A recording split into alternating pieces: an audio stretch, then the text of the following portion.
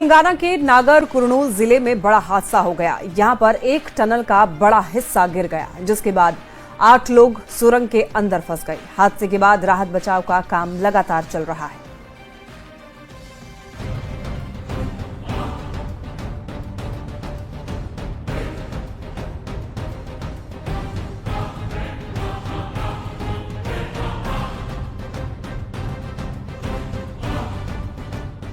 करीब 1.25 साल पहले उत्तराखंड में सिलक्यारा टनल हादसा आपको याद होगा।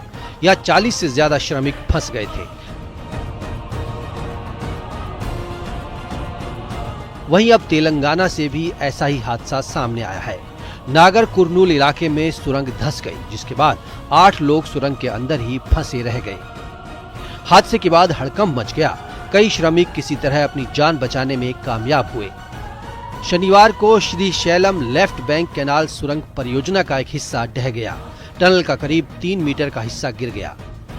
हादसे के बाद एनडीआरएफ की टीम मौके पर पहुंची, जिसके बाद से रेस्क्यू ऑपरेशन चलाया गया। टनल में फंसे लोगों को निकालने के लिए आर्मी से भी मदद ली गई है, जिसके बाद इंजीनियर टास्क फोर्स के जवानों को भी बचाव अभियान में तैनात किया गया। हादसे के वक्त कुछ श्रमिक ऐन मौके पर बाहर आ गए। उन्होंने आप बीती सुनाई। हम लोग जब बुलर के पास गए, बुलर से हवा लिए, हवा लेके जाने के वक्त पानी बढ़ा। पानी बढ़ने के बाद मोल गिरने चालू हो गया। उसके बाद हम लोग देख करके पीछे भागने लगे। भागते भागते हम लोग आ रहे हैं। उस टाइम से मतलब आगे वाला आदमी पीछे रुक गया और हम लोग तो निकल गए। और जो निकलने के बाद भी पानी बहा के 2-3 लेबर को ढो के पीछे निकाल दिया। मैं लगभग PS2 तक पंप के पास वहाँ स्टॉप हो गया, मतलब रुक गया वहाँ पे। उसके बाद आदमी उधर से लोको लेके आया, तो जो फंसे थे वो निकाले किसी तरह से, और जो रहे सो उधर ही रह गए। यह हादसा उस वक्त हुआ जब टनल निर्माण कंपनी की टीम निर्माण कार्य का जायजा लेने के लिए सुरंग के अंदर गई थी। सुरंग के एंट्री पॉइंट से 13 किलोमीटर अंदर ये हादसा हुआ। उस समय करीब 50 कर्मचारी काम कर रहे थे। फंसे लोगों में 2 इंजीनियर, 2 मशीन ऑपरेटर और 4 श्रमिक बताए जा रहे हैं। 4 झारखंड, 2 उत्तर प्रदेश, 1 जम्मू कश्मीर और 1 पंजाब का रहने वाला है।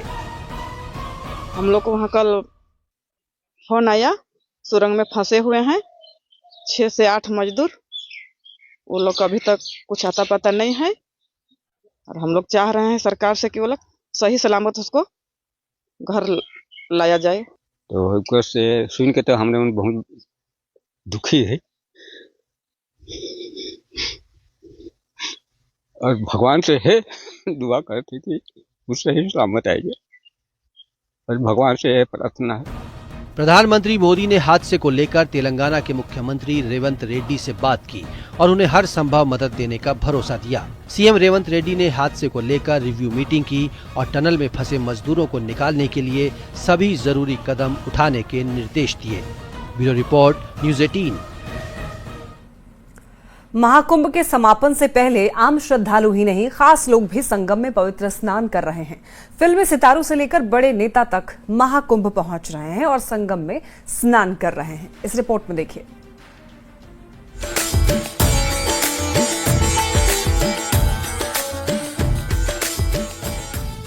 त्रिवेणी संगम पर स्नान की तस्वीरें मशहूर गायक कैलाश खेर की हैं। बॉलीवुड स्टार्स लगातार महाकुंभ पहुंच रहे हैं और इस महापर्व में शामिल हो रहे हैं। हर किसी की इच्छा है कि वर्षों बाद मिले इस अद्भुत संयोग पर पावन स्नान कर पुण्य लाभ कमाएं। कैलाश खेर अपने गीत के जरिए समा बांधने में माहिर हैं और जब प्रयागराज पहुंचे तो अपने अंदाज में महाकुंभ की भव्यता की जमकर सराहना की और कहा कि इस तरह का आयोजन विश्व में कहीं और देखने को नहीं मिलता है। देव अवतरण हो और वो देव आपको ऐसे छुएं तो ऐसी अनुभूति हो रही है।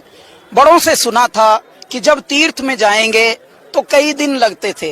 हमको तो 10 ही घंटे लगे कुल। हम लखनऊ से रात 12 बजे चले बाय रोड और 10 बजे पहुंच भी गए। तो हे मेरे दाता, समय कितना बदल दिया आपने, युग कितने बदल गए। क्योंकि मेरा भारत जो है ये आस्था की धरती है। आस्था जहाँ होती है वहाँ कई कई पीढ़ियां साथ रहती हैं। अब जरा शनिवार दोपहर की इस तस्वीर पर भी नजर डालिए। बॉलीवुड की मशहूर एक्ट्रेस तमन्ना भाटिया भी परिवार के साथ त्रिवेणी संगम पर स्नान के लिए पहुंची। परिवार के सदस्यों के साथ गंगा पूजन किया और दान पुण्य में हिस्सा लिया। तमन्ना भाटिया ने बेहद साधारण अंदाज में पूजा अर्चना की और इस महापर्व में शामिल होने पर खुद को सौभाग्यशाली बताया। बीजेपी नेता और सांसद संबित पात्रा भी महाकुंभ स्नान के लिए पहुंचे। संबित पात्रा ने कहा कि यहां आना और पवित्र स्नान करना सौभाग्य की बात है। संबित पात्रा ने पुरी से प्रयागराज की यात्रा का जिक्र करते हुए कहा कि यहां आकर महसूस हुआ कि जन्मों के पुण्य से ही महाकुंभ संगम स्नान का अवसर मिलता है। ये तो जन्मों का पुण्य होता है जब मनुष्य को महाकुंभ में और वो भी प्रयागराज में आके स्नान करने का, डुबकी लगाने का मौका मिलता है। यह सुअवसर आज मुझे प्रदान हुआ है। मैं बहुत धन्यवाद देता हूं जगन्नाथ जी का कि उन्होंने मुझे ये मौका दिया यहाँ प्रयागराज आने का।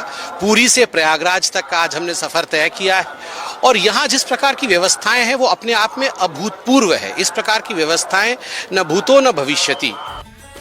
महाकुंभ भारतीय संस्कृति और आध्यात्मिकता का जीवंत प्रतीक है। 12 साल बाद आयोजित